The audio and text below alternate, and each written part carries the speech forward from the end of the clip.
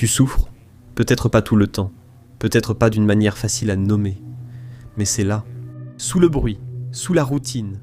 Ça s'insinue dans les moments de silence, quand le téléphone est éteint, que la pièce est sombre et qu'il ne reste plus rien pour te distraire.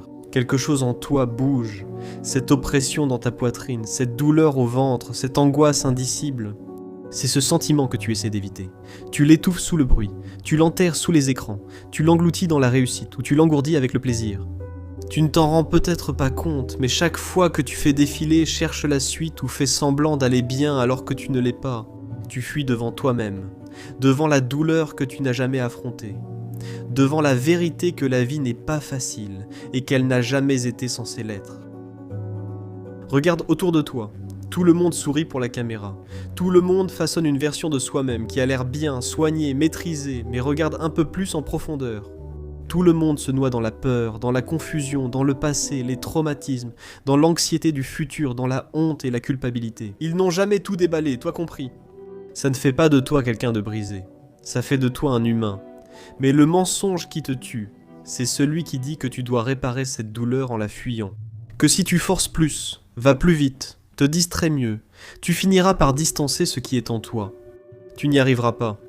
Parce que la vérité, c'est que ce n'est pas derrière toi, c'est en dessous de toi, c'est la fondation de qui tu es.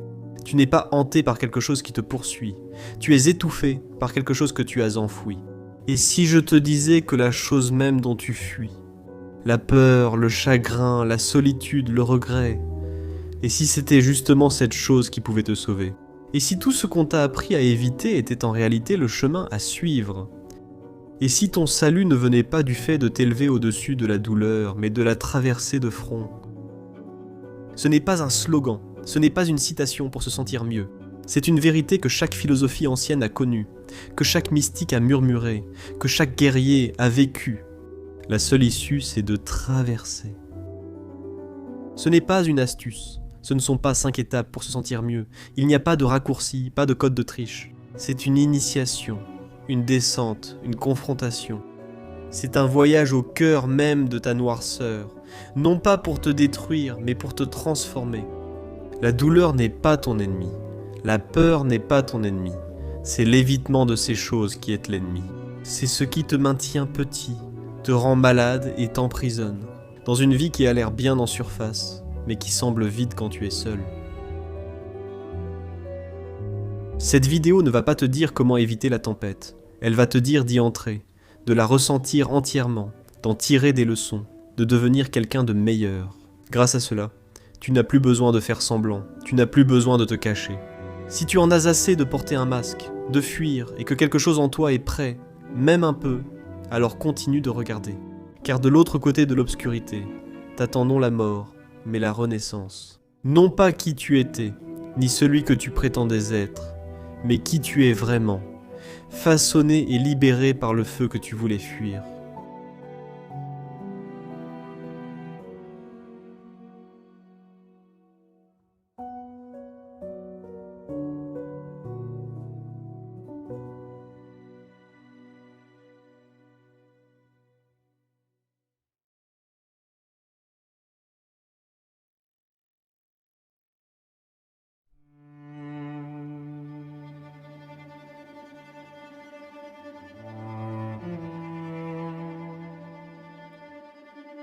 L'obscurité n'est pas seulement l'absence de lumière, ce n'est pas juste la tristesse, la dépression ou la peur, c'est plus profond que ça. L'obscurité, c'est la partie de ton monde intérieur que tu essaies de ne pas regarder. C'est tout ce que tu as refoulé, chaque blessure non guérie, chaque part de toi reniée, chaque vérité refusée. C'est la douleur que tu gardes pour toi, les moments jamais partagés, la culpabilité qui t'empêche de dormir. La peur de ne jamais être assez bien, d'être abandonné, de ne jamais vraiment être vu ou aimé pour qui tu es. L'obscurité n'est pas une force extérieure qui vient te chercher la nuit. Elle vit en toi. Elle fait partie de toi. Et, tant que tu ne l'affrontes pas, elle te contrôle sans que tu t'en rendes compte. Carl Jung, le psychologue et penseur suisse, appelait cette partie de nous l'ombre.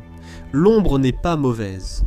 Ce n'est pas ton mauvais côté, ce sont simplement les parties de toi que tu as cachées. Généralement parce qu'à un moment donné, on t'a fait sentir qu'elles étaient inacceptables. Peut-être as-tu refoulé ta colère, croyant qu'elle était mauvaise, ou enfoui ta tristesse parce qu'on t'a appris à toujours être fort. Tu as peut-être cru devoir être parfait pour être aimé, et à rejeter tes défauts. Avec le temps, tous ces morceaux rejetés sont enfermés dans une boîte et poussés dans le sous-sol de ta psyché. Cette boîte, c'est ton ombre. Et plus tu essaies de l'ignorer, plus elle s'infiltre dans ta vie. Par la peur, l'anxiété, les réactions excessives, les addictions, l'autosabotage. Tu ne peux pas y échapper. Tu peux seulement décider si tu vas l'affronter. Jung a dit « Jusqu'à ce que tu rendes l'inconscient conscient, il dirigera ta vie, et tu appelleras cela le destin. » Ce qu'il voulait dire, c'est que lorsque tu ne fais pas face à ta part d'ombre, lorsque tu n'acceptes pas les parties de toi qui souffrent ou qui sont cachées, elles finissent par diriger ta vie en coulisses. Tu t'emportes sans savoir pourquoi. Tu te retires alors que tu devrais t'exprimer. Tu poursuis des relations ou des emplois qui te font du mal parce qu'une partie de toi ne croit pas que tu mérites mieux. Voilà ce qui arrive quand tu vis en guerre avec ton propre monde intérieur. L'ombre ne disparaît pas parce que tu l'ignores. Elle attend et elle grandit. Lao Tzu, l'ancien philosophe chinois et fondateur du taoïsme, parlait de ce qu'il appelait l'obscurité dans l'obscurité. C'est cette profondeur infinie sous tout, mystérieuse source de la vie. Selon lui, l'obscurité n'est pas seulement la souffrance, elle est sacrée. C'est elle qui donne naissance à la compréhension, à l'humilité, à la sagesse. Dans le Tao Te Ching, il écrit « L'obscurité dans l'obscurité, la porte de toute compréhension ». Cette phrase semble étrange au premier abord, mais elle contient une vérité cachée. Pour vraiment te comprendre toi-même et comprendre la vie, tu dois être prêt à descendre, tu dois être prêt à t'asseoir dans cet endroit inconfortable sans essayer de le réparer ni de t'enfuir. La clarté naît ici, la transformation débute. Pourtant, notre culture ne nous l'enseigne pas. Elle nous enseigne à craindre l'obscurité, à la voir comme une faiblesse, à la médicaliser, l'éviter et la ridiculiser. Mais en essayant d'éliminer la douleur, nous avons oublié comment en tirer des leçons. La douleur n'est pas un échec, la douleur n'est pas l'ennemi, la douleur est une information. Votre corps, esprit et âme cherchent à vous dire quelque chose. Quand votre poitrine se serre entourée de monde, ce n'est pas juste de l'anxiété, mais peut indiquer que vous ne vous sentez pas en sécurité. Quand vous vous sentez vide, dans un travail qui semble parfait sur le papier, ce n'est pas de l'ingratitude de votre part, c'est votre âme qui vous supplie de vivre une vie pleine de sens, pas une vie de performance. La douleur parle à voix basse, la question est, êtes-vous prêt à écouter ? Albert Camus, philosophe français, l'a exploré différemment. Il ne croyait pas en un univers avec un plan divin clair. Pour lui, la vie était absurde, souffrante et aléatoire. Mais au lieu de sombrer dans le désespoir, Camus pensait que la beauté de la vie venait de son absurdité, et non malgré elle. Si la vie n'a pas de sens prédéfini, alors nous sommes libres de créer le nôtre, écrit-il. Au plus profond de l'hiver, j'ai finalement appris qu'il y avait en moi un été invincible. Ce n'est pas seulement poétique, c'est puissant. Cela veut dire que même dans tes moments les plus sombres, quand tout paraît inutile et sans sens, il reste en toi quelque chose qui refuse de mourir. Quelque chose qui sait que cette obscurité n'est pas la fin, c'est le commencement. Pense au mythe dans chaque histoire qui a survécu à l'épreuve du temps. Le héros doit descendre. Avant de s'élever, ils doivent aller dans les enfers, dans la caverne, dans le ventre de la bête. Ulysse, Orphée, Bouddha, Jésus, Dante, Luke Skywalker, Néo. C'est toujours le même schéma, parce que nous comprenons instinctivement que l'obscurité n'est pas l'opposé du voyage, elle est le voyage. Dans les mots de Joseph Campbell, le grand mythologue, la caverne que vous craignez d'entrer renferme le trésor que vous cherchez. Ce n'est pas seulement une métaphore, c'est réel. La chose que vous craignez le plus d'affronter, la perte, la honte, la vérité, c'est précisément l'endroit où votre liberté vous attend. On ne grandit pas en évitant l'inconfort, on grandit en l'affrontant les yeux ouverts, avec présence, avec honnêteté. L'obscurité affrontée enseigne ce que la lumière ne peut. Elle t'humilie, elle t'approfondit, elle te montre ce qui compte vraiment. Elle enlève les mensonges, le bruit et les illusions auxquelles tu t'accrochais. Elle brûle les masques. Et ce qui reste est réel, pas parfait, pas sans douleur mais honnête. Et cette honnêteté envers toi-même est le fondement sur lequel tout le reste peut être reconstruit. Craindre ta part d'ombre, c'est craindre ta puissance. Parce que dans cet endroit où vit la douleur, où les souvenirs font mal, où le chagrin n'a jamais pu s'exprimer, c'est aussi là que ta force se cache. Pas une confiance superficielle, mais une vraie force. Le genre qui peut rester dans le silence sans avoir besoin de fuir. Le genre qui peut affronter une perte sans en être brisé. Le genre qui sait qui tu es. Même quand tout s'effondre, l'obscurité n'est pas une punition, c'est une initiation. Tu n'étais pas censé y rester toujours, mais tu dois le traverser et entrer dans la grotte. Et quand tu le fais, quand tu affrontes enfin ce que tu évitais depuis des années, tu réalises que ce n'était pas là pour te détruire. Ça a essayé de te réveiller, et maintenant tu es là. Ce qui veut dire que peut-être, juste peut-être, tu es prêt à arrêter de fuir, prêt à te tourner vers l'intérieur, prêt à voir ce qui t'attend dans cette grotte. Parce qu'une fois que tu entres dans l'obscurité les yeux grands ouverts, tu ne seras plus jamais le même.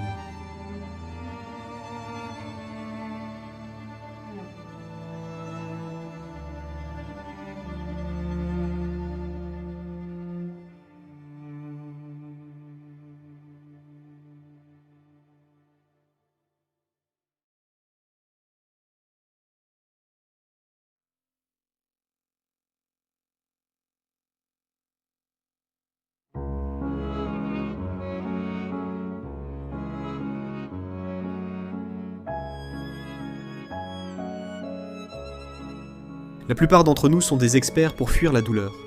Bien sûr, nous n'appelons pas ça comme ça. Nous appelons ça rester occupé, tourner la page, être productif, s'améliorer, voire prendre soin de soi. Mais au fond, si nous sommes honnêtes, beaucoup de choses que nous faisons chaque jour ne servent pas à guérir, mais à nous distraire de ce qui nous fait mal. Et nous vivons dans un monde qui rend cela incroyablement facile. Toujours un écran à regarder, une vidéo à voir, un message à répondre, une notification à suivre. Stimulation et bruit constant que nous prenons pour la vie.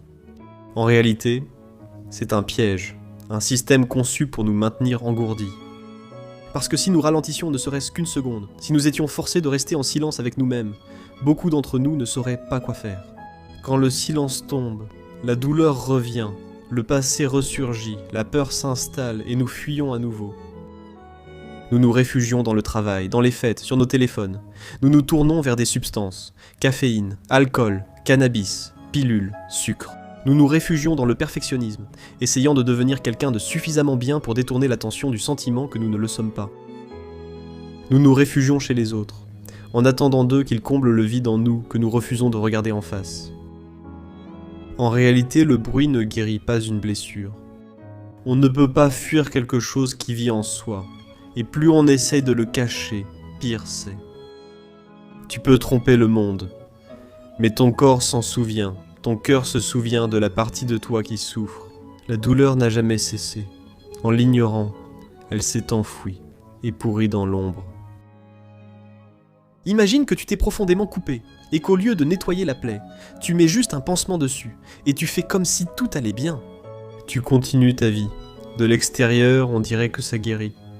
Le pansement cache la blessure, mais sous la surface, elle s'infecte, elle commence à pourrir, l'infection se propage, et un jour elle t'oblige à t'arrêter, la douleur devient trop forte pour être ignorée.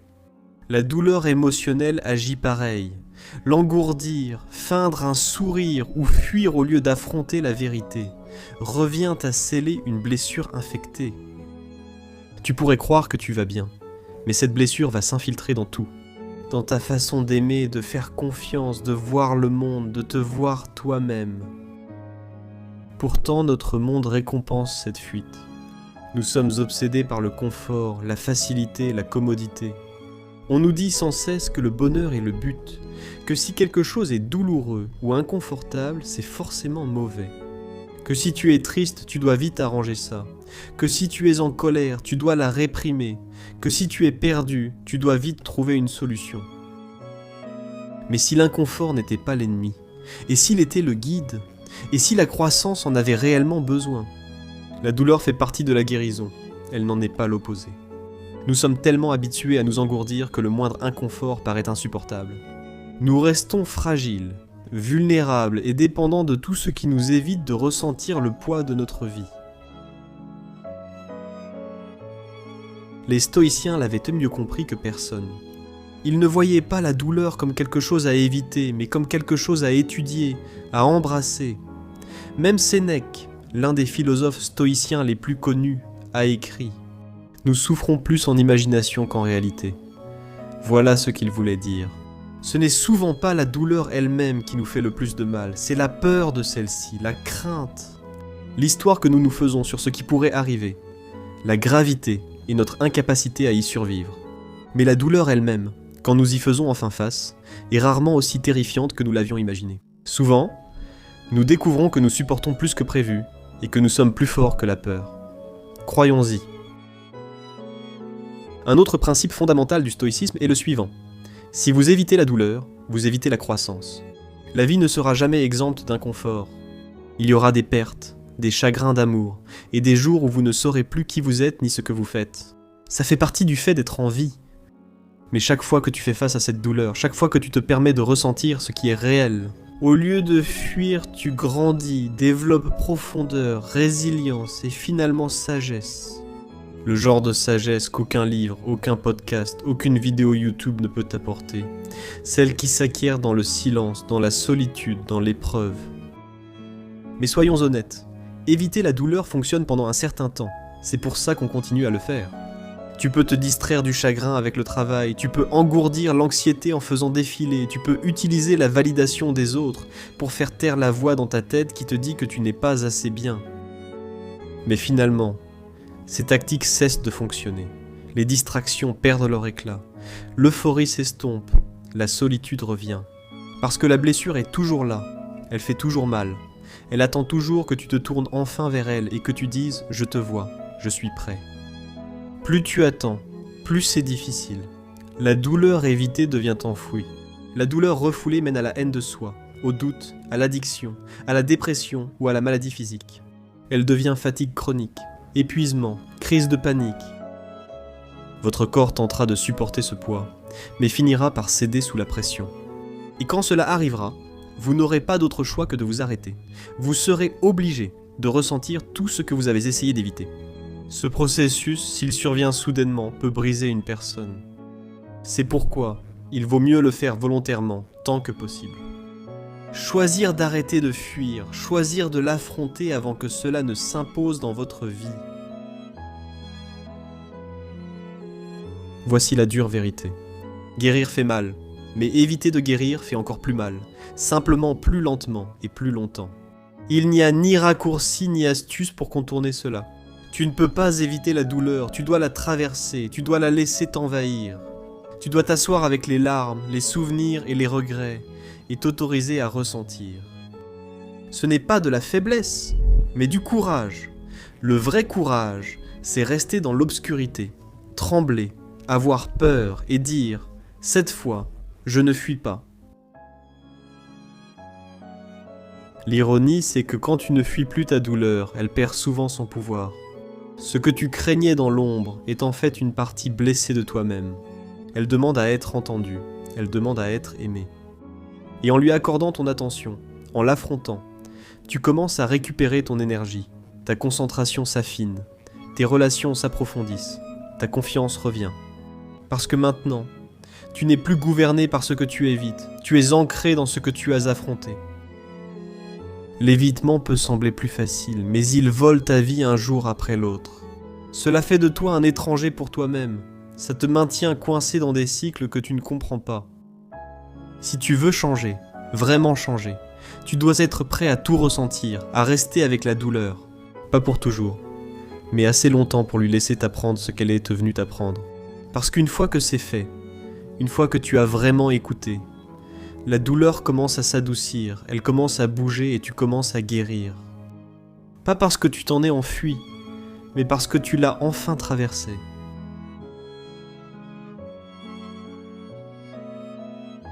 Alors la prochaine fois que tu es tenté de t'anesthésier, de te distraire, de faire semblant d'aller bien alors que ce n'est pas le cas, fais une pause, juste un instant. Demande-toi, qu'est-ce que j'évite ?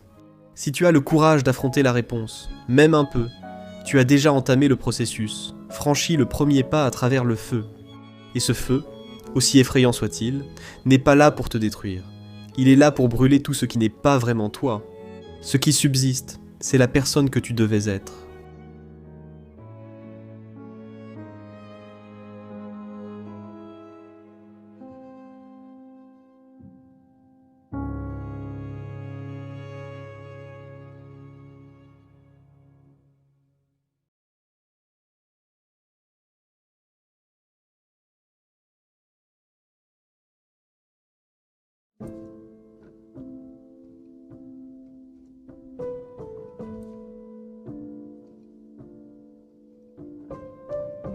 Il y a une vérité que les mythes anciens, les religions du monde et les grands penseurs à travers le temps ont tous souligné encore et encore. C'est la descente et non l'ascension qui est le début de la véritable transformation. Avant la clarté, il y a la confusion. Avant la lumière, il y a l'obscurité. Avant la renaissance, il y a la mort. Cette idée va à l'encontre de tout ce qu'on nous enseigne dans la vie moderne. Aujourd'hui, on affirme que la vie doit toujours progresser. Plus de succès, plus de bonheur, plus de confort, plus de progrès. Nous célébrons l'ascension, pas la chute. Nous valorisons la force, pas la vulnérabilité, alors que les grandes traditions spirituelles et philosophiques pensaient autrement. Elles comprenaient que pour devenir entier, pour devenir libre, pour devenir qui vous êtes vraiment, il faut d'abord descendre. Dans la douleur, dans la confusion, dans les parties de vous-même que vous avez cachées. Pas parce que vous avez échoué, mais parce que c'est ainsi que le vrai changement commence. Il commence dans l'obscurité. Friedrich Nietzsche, le philosophe souvent mal compris comme froid ou dur, avait une compréhension bien plus profonde de l'expérience humaine que la plupart des gens ne le réalisent. Il a introduit l'idée de l'amor fati, ce qui signifie l'amour du destin, mais pas seulement l'accepter, l'aimer. Chaque aspect, joie, chagrin, victoire, défaite, ennui, trahison. L'amor fati, c'est accepter la souffrance sans la voir comme une erreur. C'est décider que cela a aussi sa place. La douleur que j'ai vécue n'était pas un détour, mais le chemin. Elle m'a façonné et en un sens, sauvé. Nietzsche ne croyait pas à l'anesthésie de la douleur, il croyait à son intégration, à trouver de la force à travers elle. Il a écrit « Vivre, c'est souffrir. Survivre, c'est donner un sens à la souffrance. C'est la descente, ne pas lutter contre ta douleur, mais plonger plus profondément en elle jusqu'à ce qu'elle t'enseigne quelque chose d'essentiel. » Carl Jung a approfondi cette idée. Il croyait que la seule façon de devenir entier, de devenir vraiment toi-même, était d'affronter ta propre obscurité. Il disait que les gens ne deviennent pas éclairés en imaginant la lumière, mais en rendant l'obscurité consciente. Cela implique d'affronter tes peurs, blessures, ton ombre et les parties rejetées de toi, puis de les accepter comme t'appartenant. Pas pour en être fier ni pour t'y complaire, mais pour les comprendre, pour en prendre la responsabilité. Si tu évites ces parties de toi-même, elles te contrôlent en secret. Mais une fois que tu les mets en lumière, elles perdent leur pouvoir. Jung avait compris que la descente dans l'ombre n'est pas une punition, c'est un rite de passage. Tu dois passer par là pour grandir émotionnellement, spirituellement, psychologiquement. Il n'y a pas de raccourci vers la complétude, seulement la descente.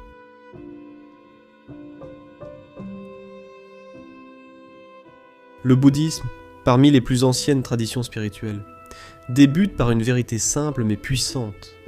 La vie est souffrance. Le Bouddha l'appelait dukkha, le sentiment que la vie est insatisfaisante, que tout est impermanent, que l'attachement mène à la souffrance. Cela ne signifie pas que la vie n'est que souffrance, mais que la souffrance en fait partie. Elle fait partie intégrante de l'existence. Et le chemin vers la paix ne se trouve pas en fuyant la souffrance, mais en la comprenant, en la voyant clairement, sans résistance ni déni. Le bouddhisme enseigne que lorsque tu cesses de fuir le dukkha, lorsque tu acceptes sa présence et que tu commences à comprendre tes réactions face à lui, tu commences à t'éveiller.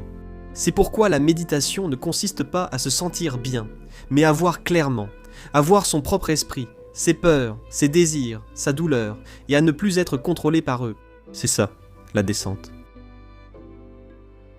S'asseoir en silence avec ce qui fait mal, sans le réparer, sans l'éviter, simplement en l'observant encore et encore jusqu'à ce que la souffrance commence à se dénouer. Ces idées de Nietzsche, Jung, le bouddhisme, pointent toutes vers le même schéma.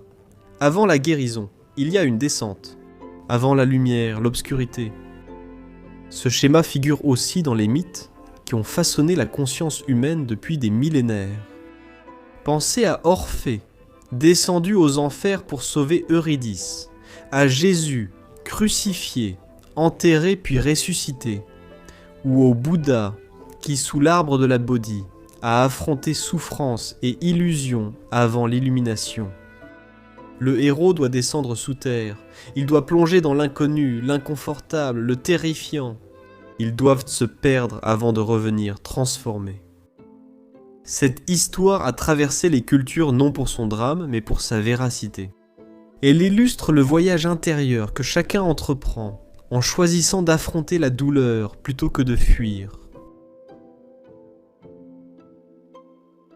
Même l'alchimie, l'ancienne tradition symbolique de la transformation, raconte la même histoire dans une langue différente. Les alchimistes évoquèrent la transformation du plomb en or, métaphore du changement de nos parts sombres et lourdes en quelque chose de précieux et rayonnant. Mais le plomb ne devient pas or par de simples souhaits. Il faut du feu, une chaleur intense, de la pression, du temps. Il en va de même pour l'âme humaine. On ne grandit pas juste en lisant ou en écoutant des sages, mais en traversant le feu de sa vie, le chagrin, la confusion et l'échec. Et si tu laisses ce feu te toucher, si tu ne t'enfuis pas devant lui, il te purifie, il brûle l'ego, les masques, les illusions. Et ce qui reste, c'est quelque chose de réel, quelque chose de vivant. La descente ne signifie pas abandonner. Elle ne veut pas dire s'effondrer sans raison. Cela signifie te permettre d'aller sous la surface, d'arrêter de faire semblant, de poser les questions plus profondes. Que ressens-je vraiment? Qu'ai-je évité? Quelle histoire suis-je en train de vivre? Quelle partie de moi ai-je enfermée? Ces questions ne sont pas confortables, mais elles sont nécessaires, car la descente ne consiste pas à devenir moins, mais à devenir plus honnête, plus éveillé, plus compatissant et étrangement, plus libre.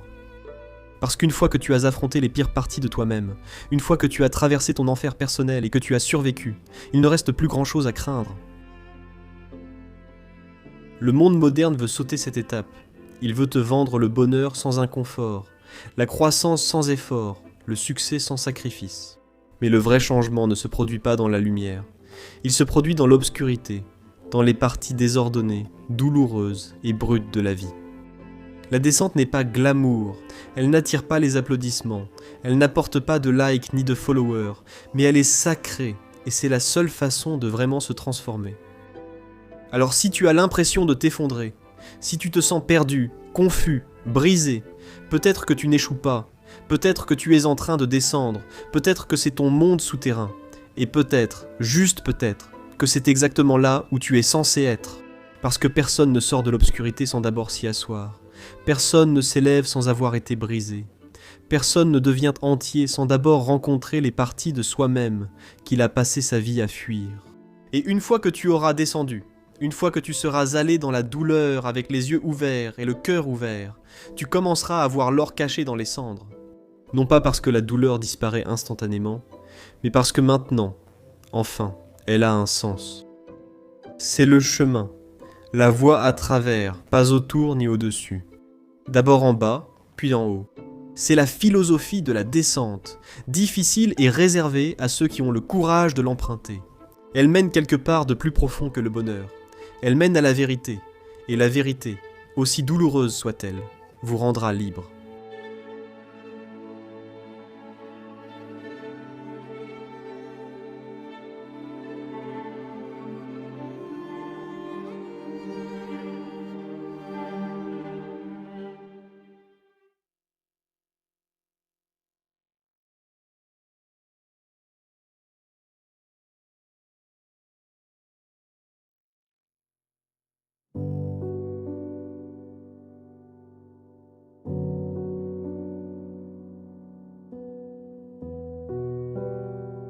Il existe une forme de force qui ne vient pas des muscles, du pouvoir ou même du talent.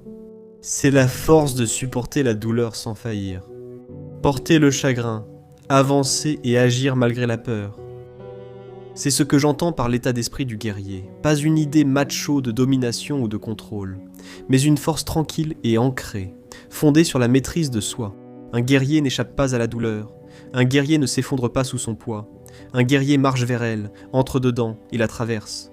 Parce qu'ils savent qu'au-delà de la souffrance se trouve la transformation. Ils comprennent que la douleur n'est pas l'ennemi. La peur n'est pas l'ennemi. L'évitement est une faiblesse. Ce n'est pas le fait de se sentir brisé qui est une faiblesse. La faiblesse, c'est de refuser de ressentir quoi que ce soit. Prenez Marc Aurèle, l'empereur stoïcien de Rome, pour le monde extérieur. Il était l'un des hommes les plus puissants de son époque, un dirigeant d'empire. Mais ce que la plupart des gens ignorent, c'est que sa vie était remplie de souffrances.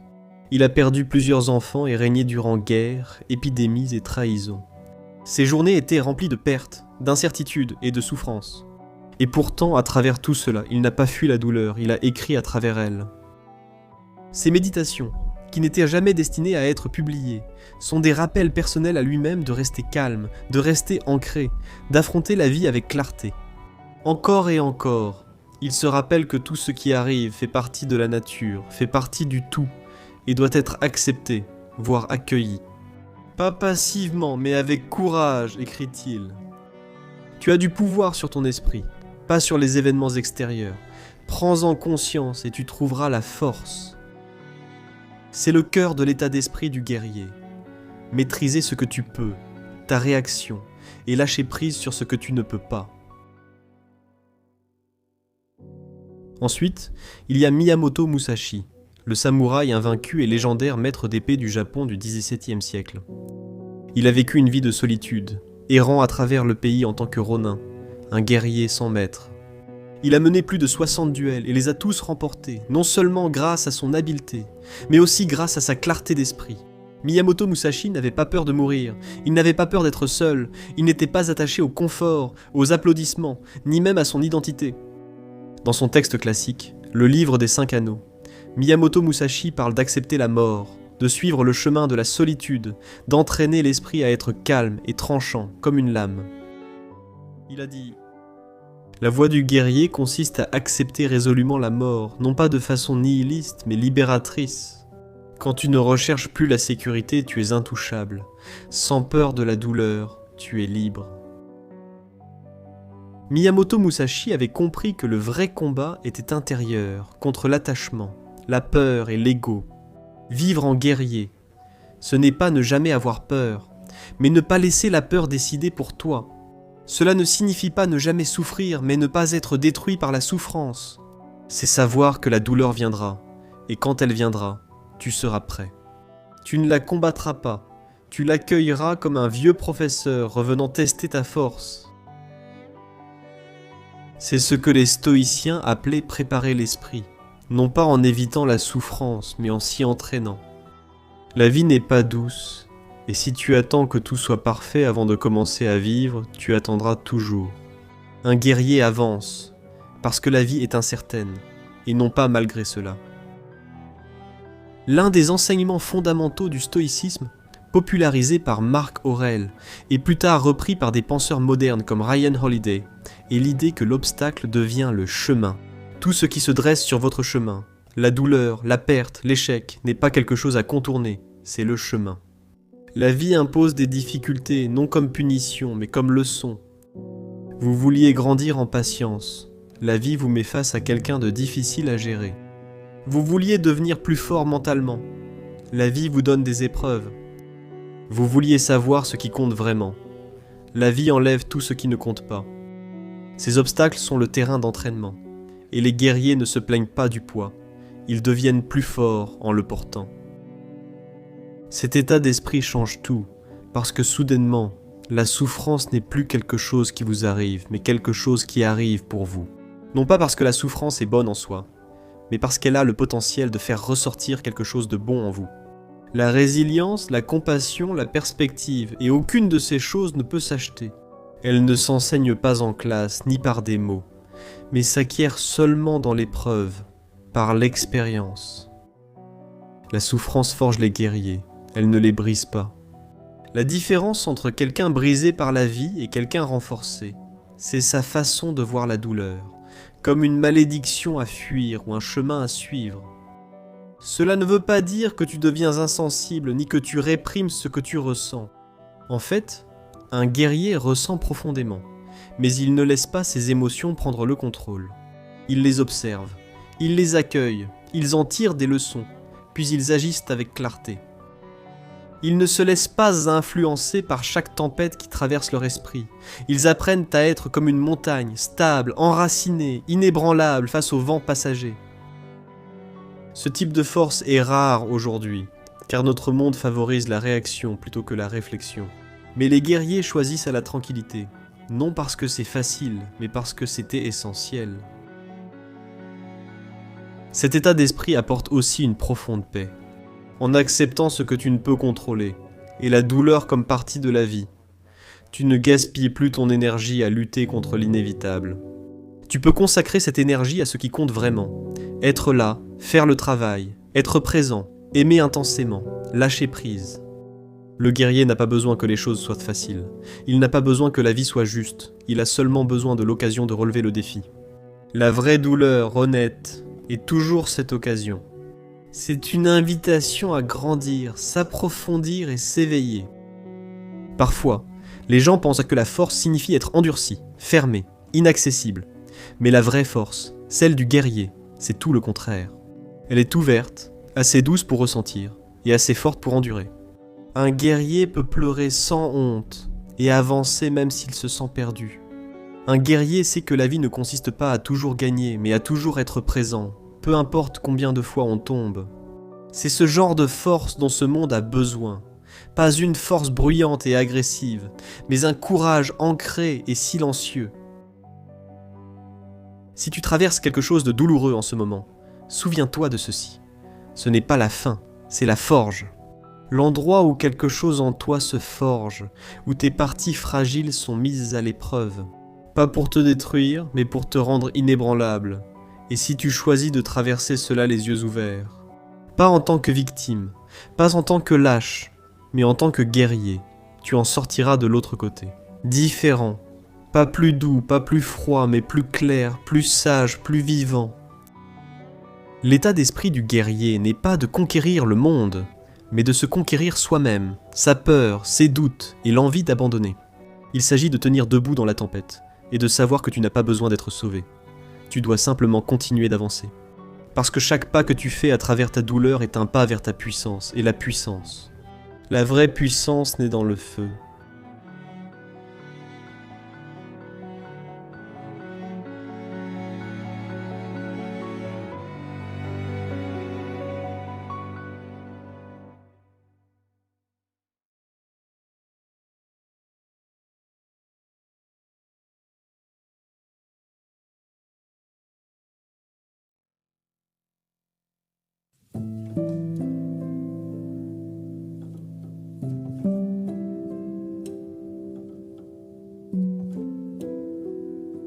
La souffrance te change. Ce n'est pas une question, c'est un fait. La vraie question, c'est comment elle te change. La douleur a deux effets. Elle peut te rendre amer ou sage. Elle peut t'endurcir ou ouvrir ton cœur, te briser ou t'éveiller. Et la différence entre ces deux issues ne réside pas dans la douleur elle-même, mais dans ce que tu en fais. Tu ne choisis pas ta douleur, mais tu choisis ta réponse. Et cette réponse, la façon dont tu traverses la souffrance, c'est ce qui façonne ton avenir. Certaines personnes restent dans leur douleur pour toujours, d'autres en ressortent plus fortes, plus calmes et plus connectées à la vie que jamais auparavant. La différence, c'est la transformation. Arrêter de résister à la souffrance et en tirer des leçons. Elle ne te possède plus, elle t'affine, elle devient une partie de ta sagesse. L'une des voix les plus claires sur ce sujet était Viktor Frankl, un survivant de l'Holocauste et l'auteur de Découvrir un sens à sa vie. Il a presque tout perdu, famille, liberté, identité, durant son emprisonnement dans les camps nazis. Chaque jour était souffrance. Beaucoup ne peuvent imaginer la faim, la torture et la mort. Mais au milieu de cet enfer, Frankl a découvert quelque chose d'extraordinaire. Même lorsque nous sommes impuissants à changer nos circonstances extérieures, nous ne sommes jamais impuissants à choisir notre attitude, écrivait-il. Lorsque nous ne sommes plus capables de changer une situation, nous sommes mis au défi de nous changer nous-mêmes. Et ce changement, ce bouleversement intérieur, c'est là que commence la transformation. Il a vu certains abandonner et mourir, d'autres trouver un sens en aidant, réconfortant ou survivant dignement. Il a compris que l'esprit humain n'est pas seulement une victime de la souffrance, il est capable de s'élever à travers elle. Cette idée que la souffrance peut mener à un sens est radicale dans le monde d'aujourd'hui. On nous dit constamment que la douleur est un problème à résoudre ou un symptôme à traiter. Mais si la souffrance n'était pas une erreur, et si c'était le terreau où la force grandit? En psychologie, la croissance post-traumatique désigne ceux qui ne font pas que se remettre d'un traumatisme. En fait, ils deviennent meilleurs grâce à cela, plus compatissants, plus concentrés, plus éveillés spirituellement. Ces personnes ne redeviennent pas comme avant. Elles évoluent vers quelqu'un de nouveau, plus profond. Le traumatisme marque un tournant, un début plutôt qu'une fin. Il ne s'agit pas de glorifier la souffrance ou de dire qu'elle est bonne en soi, ce n'est pas le cas. La douleur fait mal. Le traumatisme peut être dévastateur. Mais la vérité, c'est que la souffrance fait partie de la vie. Autant en tirer des leçons. Autant le laisser vous changer dans la bonne direction. Autant le laisser graver quelque chose de puissant dans votre caractère. Parce que lorsque vous faites cela, la douleur ne disparaît pas simplement. Elle se transforme. Elle devient une source d'énergie, de clarté, de vision. L'obscurité d'autrefois devient un carburant, transformé en lumière. J'ai connu quelqu'un autrefois, appelons-le Daniel, qui a grandi dans un foyer abusif.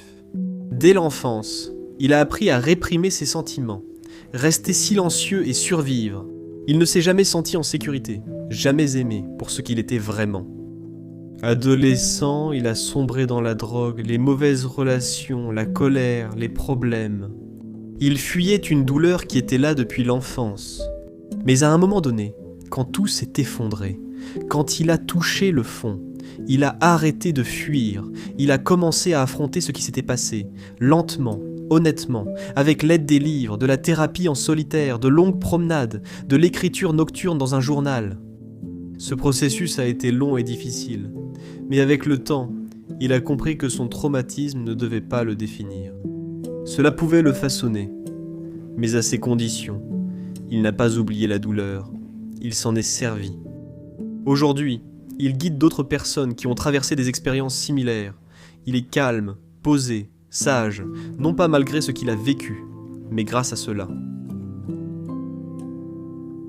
Ce genre d'histoire est plus courant que vous ne le pensez. Des personnes qui perdent tout et découvrent ensuite une forme de paix qu'elles n'avaient jamais connue auparavant. Des personnes qui tombent malades pour finalement se rendre compte à quel point elles vivaient peu auparavant. Des personnes qui affrontent le chagrin et en ressortent avec une plus grande capacité à aimer, à écouter, à être présentes. Ce ne sont pas des surhumains, ce sont des gens ordinaires qui ont choisi d'affronter leur douleur au lieu de l'éviter, qui ont choisi d'écouter au lieu de s'engourdir. Et grâce à ce choix, ils ont été transformés. Pense aux personnes que tu admires, celles qui paraissent sages, calmes et compatissantes.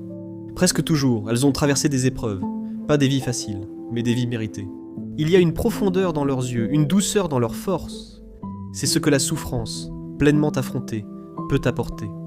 Pas seulement la douleur, mais la perspective, pas seulement les blessures, mais la sagesse. C'est comme le feu. Si tu y tombes sans préparation, il te brûle. Mais si tu apprends à travailler avec, à le contenir, à le respecter, il devient une source de chaleur, de lumière, de transformation. La douleur, c'est ce feu. Si tu la nies, elle te consume. Si tu t'en caches, elle te poursuit. Mais si tu t'assois avec elle, si tu te permets vraiment de la ressentir, de la comprendre, d'en tirer des leçons, elle te transforme de l'intérieur vers l'extérieur. Tu deviens quelqu'un qui ne fait pas que parler de force, mais qui l'incarne. Tu n'es pas seulement en paix en apparence, tu l'es car tu as affronté le chaos et fait la paix avec lui. Voici ce que beaucoup ignorent. Traverser une profonde douleur et la laisser te transformer. Tu deviens une lumière pour les autres, capable de t'asseoir avec eux dans leur obscurité sans chercher à les réparer. Juste être là, juste comprendre, c'est rare et c'est puissant. Parce que le monde n'a pas besoin de plus de personnes parfaites, il a besoin de plus de personnes vraies, des personnes qui ont affronté leur propre obscurité et qui en sont revenues avec quelque chose de vrai. Quand tu cesses de demander « Pourquoi moi ?» et demande « Qu'est-ce que cela m'apprend ?» tu reprends ton pouvoir. Tu n'es plus une victime, tu deviens élève, puis peut-être enseignant. Pas enseignante en classe, mais exemple vivant de ce que grandir dans la douleur signifie. Alors si tu souffres en ce moment, sache ceci. Ce n'est ni la fin ni dénué de sens. C'est un passage sacré. Et si tu restes avec cette douleur, si tu résistes à l'envie de fuir, de t'engourdir, de faire semblant, tu commenceras à changer. Pas rapidement, pas proprement, mais en profondeur. Et ce genre de transformation ne s'estompe pas. Elle reste avec toi. Elle devient toi. La douleur viendra à nous tous. Ce n'est pas optionnel, mais ce que tu en fais, c'est là que réside ta force. Tu peux la laisser t'enterrer ou te façonner, t'effondrer sous son poids ou t'élever grâce à elle. Et la belle, terrifiante vérité, c'est que ce choix t'appartient, toujours.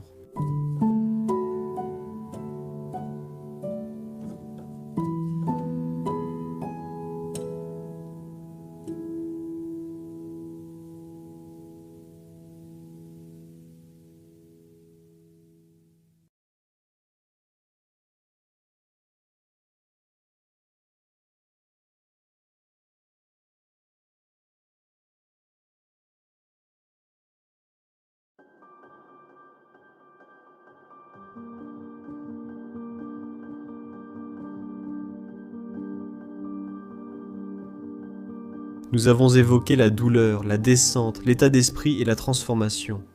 Mais maintenant, il est temps de poser la vraie question. Comment traverses-tu réellement l'obscurité ? Pas comme une idée, pas comme une métaphore, mais comme une expérience vécue au quotidien. Comment arrêter de fuir et commencer à affronter ce qui est en toi ? La vérité, c'est que ce voyage ne se fait pas dans le monde extérieur, il ne se fait pas dans ton travail, tes relations, tes objectifs, il se fait à l'intérieur de toi. Le plus dur, ce n'est pas de gérer la vie, mais de se confronter à soi-même, de rester seul sans distraction. Enfin, entendre la voix que tu as fui toute ta vie. Cette voix qui dit « Voici ta vraie peur, ce qui te fait encore souffrir, ce que tu es vraiment. » Le voyage intérieur n'est pas glamour. Il n'attire pas les applaudissements. Ce n'est pas une révélation dont tu parles sur les réseaux sociaux. C'est silencieux, lent, souvent douloureux, mais c'est là que commence toute véritable guérison. Et la première étape, la plus importante, c'est l'honnêteté radicale. Tu dois être prêt à te dire la vérité, pas l'histoire que tu te répètes depuis des années, pas le masque que tu portes devant les autres, mais la vérité que toi seul connais, les parties de toi indignes, en colère, honteuse ou effrayée. Les schémas dans lesquels tu retombes sans cesse, les choses que tu reproches aux autres mais que, secrètement, tu sais venir de toi. L'honnêteté radicale ne consiste pas à te juger, mais à te voir clairement, entièrement, sans filtre. L'un des outils les plus puissants pour cela est l'écriture dans un journal, non pas comme une corvée, mais comme un miroir. Quand tu écris sans te censurer, sans essayer de bien paraître ou d'être productif, tu commences à dévoiler les couches, tu commences à entendre ce que ton moi intérieur dit vraiment. Tu laisses la douleur s'exprimer au lieu de la faire taire. Écris ce qui fait mal, écris ce qui te fait peur, écris ce que tu ne veux pas que les autres sachent. C'est ainsi que tu rends l'inconscient conscient. C'est ainsi que tu invites l'ombre à se manifester, parce qu'une fois qu'elle est sur la page, elle ne te hante plus seulement toi. Elle est reconnue, et ce qui est reconnu peut être guéri. Le travail de l'ombre consiste justement à faire cela, à amener les parties cachées de toi-même à la lumière. Cela signifie examiner les aspects de ta personnalité que tu as rejetés, comme la jalousie, la dépendance, l'amertume ou l'orgueil. Il ne faut pas en avoir honte. Elles font partie de toi et tant que tu ne les acceptes pas, elles te contrôleront subtilement. Le travail sur l'ombre ne signifie pas devenir parfait. Cela signifie devenir entier, et l'intégrité ne vient que lorsque tu arrêtes de te diviser en bon et mauvais, et que tu commences à voir chaque chose comme faisant partie de la même expérience humaine. Parfois, tu ne peux pas tout faire seul. C'est là que la thérapie intervient. Avoir quelqu'un de formé pour écouter, quelqu'un qui n'est pas là pour juger ou réparer. Mais réfléchir peut changer la vie. Un bon thérapeute ne te dit pas quoi faire. Il t'aide à t'entendre plus clairement. Il te guide à travers ton propre esprit, t'aidant à relier les points que tu as manqués. La thérapie n'est pas une faiblesse. C'est l'une des choses les plus courageuses que tu puisses faire pour dire « J'ai besoin d'aide pour me confronter à moi-même ». Ce n'est pas un échec, c'est de la sagesse. Il existe aussi la solitude spirituelle, ce temps choisi loin du bruit du monde, non pour fuir mais pour se retrouver avec une intention précise.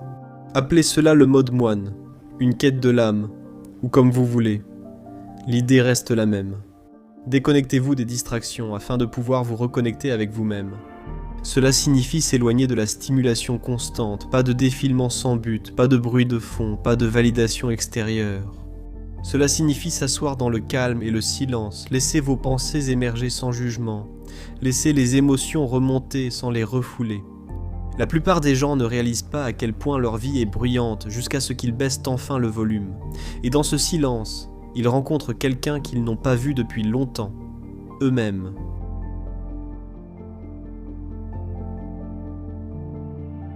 La méditation permet d'y parvenir. Il ne s'agit pas de devenir zen ou de forcer votre esprit au vide, mais simplement de remarquer, laisser penser, respiration et émotions passer comme des nuages. Avec le temps, cette pratique développe la conscience et révèle votre réactivité ainsi que la répétition de vos pensées. Et dans cette conscience, vous créez de l'espace. De l'espace pour choisir une réponse différente. De l'espace pour observer la douleur au lieu d'en être consumé. La méditation ne résoudra pas vos problèmes, mais elle vous montrera qui vous êtes en dessous d'eux. L'auto-investigation est également essentielle. C'est l'art de poser des questions honnêtes et d'accepter les réponses, même inconfortables. Des questions comme « Qu'est-ce que j'évite ? Qu'est-ce que je crois à propos de moi-même ? D'où vient cette croyance ? Pourquoi m'accrocher à ce qui ne me sert plus ? De quoi ai-je peur si j'arrête de fuir ? » Pas besoin de réponse immédiate. La force est dans le fait de poser ces questions, car cela commence à briser l'illusion. L'illusion que vous êtes celui que le monde vous a dit d'être, que vous êtes votre passé, que vous êtes vos erreurs. L'auto-interrogation révèle la vérité derrière le conditionnement. Ce voyage demande du courage, pas le genre de courage qui combat les dragons, mais celui qui affronte le silence. Le genre prêt à affronter la réalité, même douloureuse, et qui reste impassible face au retour d'anciennes blessures. La guérison se fait en restant présent, sans abandonner quand c'est difficile, pas en allant vite. C'est ce que la plupart d'entre nous apprennent à faire enfant, se déconnecter, se dissocier, s'engourdir. Mais maintenant, tu as la chance de faire quelque chose de différent, de rester, d'être témoin, d'être celui qui ne part pas. Une citation dit « Pour comprendre le monde, connais-toi toi-même. Ce n'est pas juste de la philosophie, c'est un plan directeur. Le monde est chaotique, les gens blesseront, les plans échoueront. Rien n'est totalement sous ton contrôle, mais ce qu'il est, c'est ta relation avec toi-même. Si tu ne te connais pas toi-même, le monde te troublera. Chaque échec te semblera être un verdict. Chaque chagrin d'amour te paraîtra être la preuve que tu n'es pas assez bien. Mais quand tu te connais profondément, vraiment, tu n'as plus besoin que le monde te valide. Tu cesses de laisser la douleur te définir. Tu deviens solide non pas parce que la tempête s'arrête, mais parce que tu as trouvé le calme en son sein. Se confronter à soi-même est l'acte le plus courageux. C'est aussi le plus nécessaire, car sans cela, rien d'autre ne dure. Succès, relations, croissance personnelle. Tout cela importe peu si tu restes étranger à ton âme. Le voyage intérieur n'apporte pas de résultats immédiats. Il ne te donne aucune garantie, mais il te donne ton vrai toi, celui qui a été enfoui sous les rôles, les attentes, les distractions et la peur. Et une fois que tu commences à découvrir cela, à traverser l'obscurité les yeux grands ouverts, tu commences à réaliser quelque chose. Il n'y a rien de plus puissant que quelqu'un qui a affronté sa propre part d'ombre et qui a survécu pour raconter son histoire. Fais le pas, tourne-toi vers toi-même, assieds-toi en silence, écris les vérités dures, pose les questions difficiles, laisse tomber les distractions, écoute la douleur. Non pour juger, mais pour comprendre. Parce que cette voix en toi, celle qui t'a effrayé, elle ne veut pas te détruire, elle veut te ramener chez toi.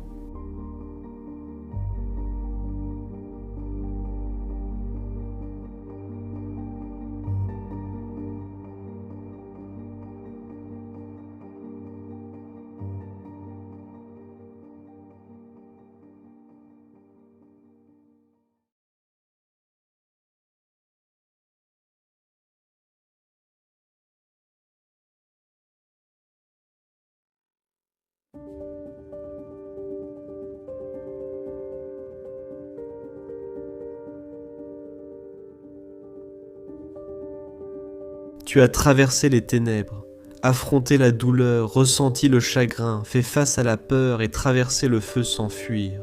Et maintenant, que se passe-t-il après la tempête ? C'est la partie dont personne ne parle assez. La partie après la souffrance, après la descente, après le lourd silence, la partie où quelque chose de nouveau commence à émerger. Cela ne vient pas toujours avec un éclair ou une percée spectaculaire. Parfois, cela arrive doucement, lentement, dans de petits instants. Ce murmure qui te dit que tu n'es plus celui que tu étais. C'est une renaissance, pas un retour à ce qui était, mais une transformation en quelqu'un de nouveau, quelqu'un de plus vrai, quelqu'un de plus profond.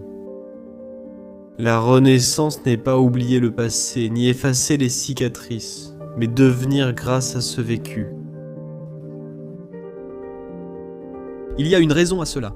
Presque toutes les cultures anciennes ont une version du phénix, cet oiseau mythique qui meurt dans les flammes et renaît de ses propres cendres.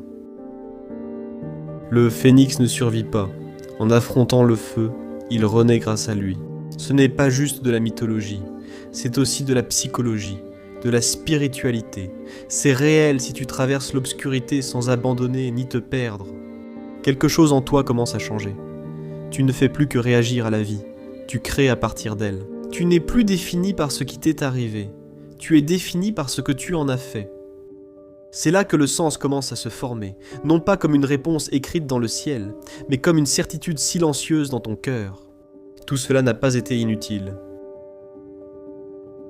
Peut-être que tu as traversé cette perte pour apprendre à vraiment chérir l'amour. Peut-être que tu t'es effondré pour enfin t'ouvrir. Peut-être as-tu marché seul pour trouver une version de toi que nul autre ne pouvait t'offrir. Viktor Frankl a dit que lorsque nous ne pouvons plus changer la situation, nous sommes mis au défi de nous changer nous-mêmes.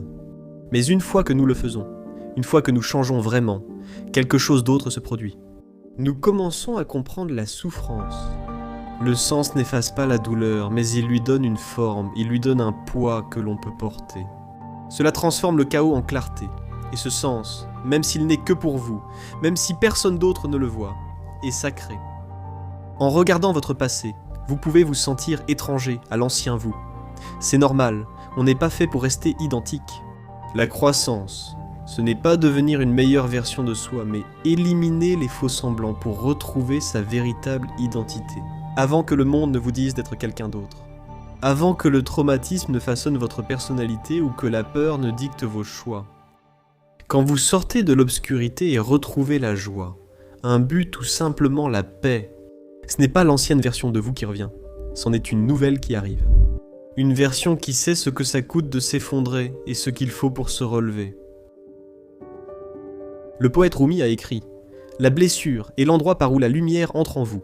Et c'est vrai, c'est au même endroit que vous souffrez le plus. La perte, la trahison et l'échec donnent souvent naissance à votre plus grande sagesse.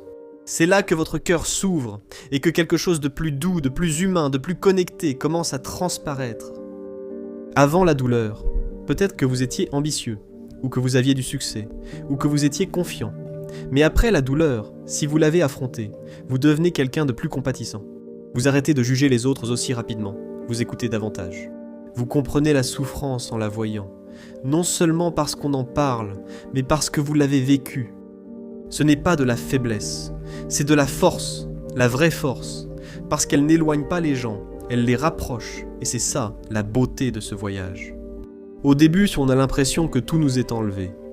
Mais plus tard, parfois bien plus tard, on se rend compte qu'on recevait quelque chose depuis le début. Une sorte de présence, une sorte de clarté, une sorte de paix qui ne dépend de rien à l'extérieur de toi. Tu commences à te sentir plus ancré dans qui tu es, moins ébranlé par l'opinion des autres, moins pris à courir après des choses qui n'ont pas d'importance. Tu réalises que le silence n'est plus quelque chose à craindre, c'est un endroit où tu te sens chez toi. C'est ça, la renaissance, pas un retour au confort, mais une découverte de la profondeur. Les gens te regarderont, et peut-être qu'ils ne comprendront pas. Ils verront quelqu'un qui a traversé beaucoup de choses, peut-être quelqu'un de plus silencieux qu'avant, peut-être quelqu'un avec un regard plus perçant. Ils ne verront pas toujours ce que tu as acquis dans l'ombre. Et c'est normal, parce que ce voyage n'était pas pour eux, il était pour toi.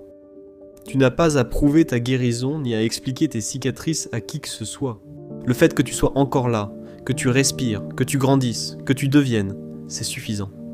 Tu n'es plus une victime, ni prisonnier de ton passé. Tu deviens une personne nouvelle, puissante et éveillée. Éveillée à tes propres schémas, éveillée à ce qui compte, éveillée à la vérité que cette vie, aussi douloureuse soit-elle, t'appartient toujours. Le sens ultime est de savoir que, même face à l'obscurité, tu peux choisir comment la traverser. Vois ton passé comme une boussole, pas un fardeau. Aimer plus profondément parce que tu as connu la perte, donner plus librement parce que tu as déjà tout perdu, briller plus intensément parce que tu as touché à l'obscurité. La renaissance ne signifie pas que tes problèmes sont terminés, la vie te mettra encore à l'épreuve, la douleur viendra encore, mais maintenant tu es différent. Maintenant, tu as construit quelque chose à l'intérieur de toi qui ne peut plus être brisé aussi facilement. Tu sais désormais comment rester avec toi-même sans t'abandonner. Maintenant, tu t'es prouvé à toi-même que tu peux survivre à ce qui te semblait autrefois impossible, et plus encore, tu peux en grandir. C'est cela qui te rend puissant, pas tes réussites, pas ton image, mais ta capacité à traverser l'enfer et à revenir avec ton cœur toujours ouvert. Voilà à quoi ressemble une vraie transformation. Après tout ce que tu as traversé, appris et laissé derrière toi, tu es enfin prêt à vivre. Ne pas juste exister ou courir après quelque chose, mais vivre avec sens, but et profondeur. Alors, que fais-tu maintenant ? Tu prends tout cela, toute l'obscurité que tu as traversée, toute la vérité que tu as découverte, et tu la portes avec grâce. Tu t'en sers pour construire une vie qui n'est pas basée sur la peur, mais sur l'honnêteté. Une vie qui ne cherche pas à fuir la douleur, mais à embrasser pleinement l'expérience d'être humain. Quand la prochaine tempête viendra, tu l'affronteras autrement. Tu ne fuiras pas, tu resteras debout. Peut-être même que tu l'accueilleras, parce que maintenant, tu sais que la seule issue, c'est de traverser.